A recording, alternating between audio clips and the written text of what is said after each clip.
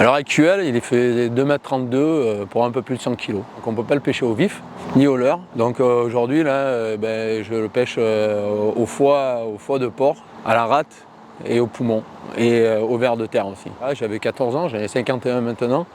Donc à l'époque, non, je pense que c'était un des premiers poissons qui était, peut-être pas le premier qui était dans le Rhône, mais c'était un des premiers. Ouais. C'est un endroit approprié, j'en ai déjà attrapé dans le passé. Et par rapport à la physionomie du Rhône, c'est un endroit qui me paraît assez propice à ce genre de poisson, quoi. Parce qu'il commence à y en avoir de plus en plus, et notamment qu'il n'y a pas beaucoup de prédateurs, donc ouais, ça commence à devenir un problème. Ouais. C'est assez sportif, il faut avoir le temps.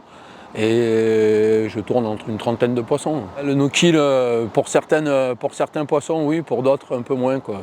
Ça dépend de la taille du poisson, ça dépend si c'est en période de reproduction ou pas. C'est un poisson qui va devenir nuisible, hein, avec tout ce qu'on entend à l'heure actuelle. Et le problème de ça, c'est s'en débarrasser. C'est s'en débarrasser comment? Parce que le jeter, le laisser pourrir sur les berges du Rhône, c'est pas sain, c'est pas terrible pour le regard des gens.